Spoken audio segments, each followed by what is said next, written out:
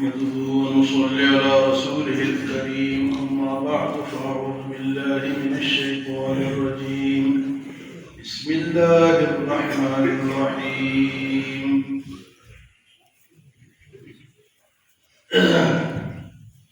قل هو الذي أنشأكم وجعل لكم السمع والأبصار والأفئدة قليلا ما تشكرون قل هو الذي ذرأكم في الأرض وإليه تحشرون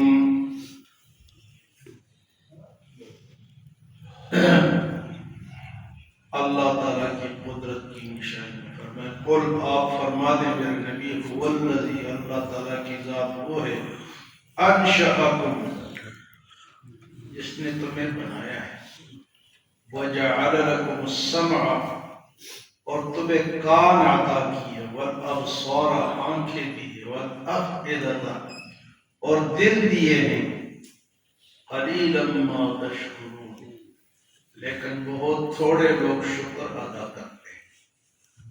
پھر فرمایا قل آپ فرما دے هو الذی ذرأکم فی الارض اللہ تعالیٰ کی ذات وہ ہے جس نے تمہیں زمین میں پھیلا دیا وَإِلَيْهِ تُحْشَرُونَ اور تم سب نے پھر اسی کی طرف لوٹ کر واپس جانا ہے۔ اللہ تعالیٰ نے جسم بنایا ہے، میں جسم کو کس نے بنایا؟ قُلْ هُوَ الَّذِي أَنشَأَكُم میں نے بنایا۔ انسان کا جو جسم ہے یہ کوئی اور نہیں بنا سکتا، اللہ کسی کا اس نے بنایا ہے اور اس کا مالک بھی وہی ہے۔ اس لیے خودکشی حرام ہے کیونکہ یہ جسم ہمارا نہیں، یہ تو کسی کی امانت ہے ہمارے پاس، اللہ تعالیٰ کی امانت ہے، اس نے بنایا ہے۔ میرا جسم تیری مرضی یہاں نہیں چلے یا کس کی مرضی چلے؟ اللہ کی مرضی۔ اور آپ کہہ دیں هو الذی اللہ کی ذات وہ ہے انشأکم جس نے بنایا ہے، پیدا کیا تمہیں۔ تو یہ جو جسم ہمارا ہے یہ ہمارا نہیں ہے، یہ اللہ کا ہے، اور اگر ہمارا ہے بھی اس نے ہمیں عطا کیا ہے تو ہم نے اس کا شکر ادا کرنا، اس کو ضائع تو نہیں کرنا۔ یہ اتنی بڑی نعمت اللہ نے ہمیں دی ہے، اور جسم کے اندر پھر حواس خمسہ رکھے، 5 چیزیں ہیں، آنکھ ہے، کان ہے، اور اسی طرح چھونے کی طاقت ہے، ہاتھوں سے ہم چھوتے، نرم ہے، گرم ہے، ٹھنڈا ہے، چھونے کی طاقت، اور اسی طرح چکھنے کی طاقت، یہ میٹھا ہے، کڑوا ہے، گرم ہے، کیسا ہے، چکھنے کی، سونگنے کی طاقت، یہ حواس خمسہ ہے۔ کانوں سے ہم سنتے ہیں، زبان کی طاقت اس سے بولتے ہیں، چھونے کی طاقت بھی ہے، اگر چھوئے گا تو کیا پتہ چلے گی چیز سخت ہے اگر ہم کریں۔ یہ طاقتیں اللہ نے جسم، تو یہاں پر 3 طاقتوں کا ذکر اللہ پاک نے ذکر فرمایا کہ تمہیں بنایا ہے، اس کے بعد فرمایا وَجَعَلَ لَكُمُ السَّمْعَ تمہیں کان دیے، اور فرمایا وَالْأَبْصَارَ آنکھیں دیے، وَالْأَفْئِدَةَ اور دل دیا ہے۔ 3 نعمتوں کا ذکر ہے، 2 کا نہیں، چکھنے اور سونگنے کا ذکر یہاں نہیں۔ تو سب سے پہلے جو علم حاصل ہوتا ہے نا، علم وہ کان سے حاصل ہوتا ہے، سن کے۔ پیچھے بزرگ جو کہے قَالُوا لَوْ كُنَّا نَسْمَعُ وَنَعْقِلُ مَا كُنَّا فِي أَصْحَابِ السَّعِيرِ کہ ہم سن لیتے اور سمجھ لیتے تو آج ہم جہنم میں نہ ہوتے۔ تو یہ جو کان ہے اس سے علم حاصل کرو، اس سے گانے نہ سنو، روح کی غذا نہ سنو، تمہاری جو روح کی غذا ہے نا، کہتے ہیں گانے روح کی غذا ہے، یہ اللہ کا کلام روح کی غذا ہے، اللہ کی باتیں روح کی غذا ہے، دین روح کی غذا ہے۔ تو فرمایا کہ کان دیے ہیں، کانوں سے زیادہ علم کس سے حاصل ہوتا ہے جی؟ کانوں سے حاصل ہوتا ہے۔ آپ سنیں گے تو آپ کو سمجھ آئے گا، اگر آپ سنتے ہی نہیں ہیں تو یہ جو کورے لوگ رہتے ہیں دنیا میں، نہ ان کو دین کا پتہ نہ ہے دنیا کا، وجہ کیا ہو؟ اسی طرح بڑے ہو جاتے ہیں، نہ کسی کوئی اچھی بات انہوں نے سنی کبھی، نہ کسی اچھے محفل میں بیٹھے ان کے کانوں تک، اور جب غلط باتیں سنتے رہتے ہیں اللہ کے خلاف، دین کے خلاف، وہ تو سنتے ہیں لیکن اچھی باتیں تو فرمایا کہ تمہیں کان دیے ان سے اچھی باتیں سنو، ان سے گانے نہ سنو، ان سے غیبت نہ سنو، ان سے بری باتیں نہ سنو، اچھی باتیں سنو۔ اور دوسرے نمبر پر فالابصار، اور تمہیں آنکھیں دی، تو آنکھیں بھی علم حاصل کرنے کا بہت بڑا ذریعہ ہے۔ بندہ دیکھتا ہے کہ چیز کیسی ہے، کالی ہے، سفید ہے، سرخ ہے، سبز ہے، ہاں جی اچھی ہے، بری ہے، آنکھیں بھی فیصلہ کرتی ہیں۔ اور آنکھوں کو تم نے استعمال کہاں کیا ہے، کانوں کو استعمال کہاں کیا ہے؟ اس لیے حضور صلی اللہ علیہ وسلم نے ارشاد فرمایا کہ آنکھوں، بلکہ اللہ نے فرمایا انما المؤمنین یغضون ابصارهم، اے ایمان والو آنکھوں کو نیچے رکھو، یغضون ابصارهم، اور عورتوں کے لیے فرمایا یغضضن ابصارهن، تم بھی اپنی آنکھیں نیچے رکھو۔ مردوں کو بھی کہا ہے، عورتوں کو بھی کہا ہے۔ آپ صلی اللہ علیہ وسلم نے ارشاد فرمایا کہ غیر محرم کو دیکھنا حرام ہے، پہلی نظر اچانک پڑ جاتی ہے وہ معاف ہے، لیکن دوسری جو نظر ہے وہ معاف نہیں ہے۔ پہلی اچانک آپ جا رہے ہیں، مجبوری ہے، سامنے کوئی آ گیا، آپ کی نظر پڑ گئی، لیکن دوسری دفعہ تو آپ خود دیکھتے ہیں نا مزہ لینے کے لیے۔ فرمایا پہلی نظر تو معاف ہے لیکن دوسری معاف نہیں۔ تو یہ اللہ کی نعمت ہے۔ فرمایا کہ جو شخص جس کو جو اندھا ہو، جس کی آنکھیں نہ ہوں، اللہ نے واپس لے لی۔ فرمایا جس کی میں یہ دو نعمتیں واپس لوں اور وہ اس پہ صبر کرے، جزا فضا نہ کرے کہ وہ اکھیاں والوں دے جاتا ہے خدا تو آنکھ کے بڑی نعمت ہے، پھر سوال کرتے کرتے فرمایا جو صبر کرے آنکھیں نہ ہونے پہ، اللہ فرماتا ہے کہ میں اس کو جنت کے بغیر کوئی اور چیز میں اس پہ راضی نہیں ہوں گا، میں جنت دے کے رہوں۔ آنکھیں نہ ہونے کتنا بڑا ہوگا، لیکن شرط کیا ہے؟ صبر، کہ وہ صبر کرے۔ فرمایا کان دیے ہیں، آنکھیں دی ہیں، والافئدہ، اور دل دیا ہے۔ دل جو ہے نا جی یہ انسان کے جسم کا مرکز ہے، یہ فیصلہ کرتا ہے، اگر میرا دل نہیں کرتا، دل کو اچھی باتوں پہ لگائیں گے تو دل کرے گا، بری باتوں پہ لگائے گا تو برائی کی طرف سوچے گا۔ دل کا جو لنک ہے یہ دماغ کے ساتھ ہے، یہ فیصلہ کرتا ہے، دماغ تک جو جاتا ہے، پھر وہ دماغ اور دونوں مل کے یہ اس پہ آگے عمل کرتے ہیں۔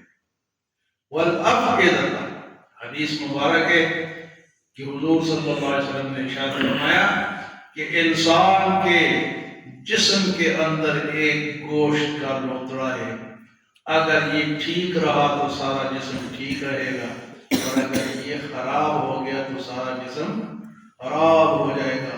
الا وہی القلب، اور وہ جو گوشت کا لوتڑا ہے وہ دل۔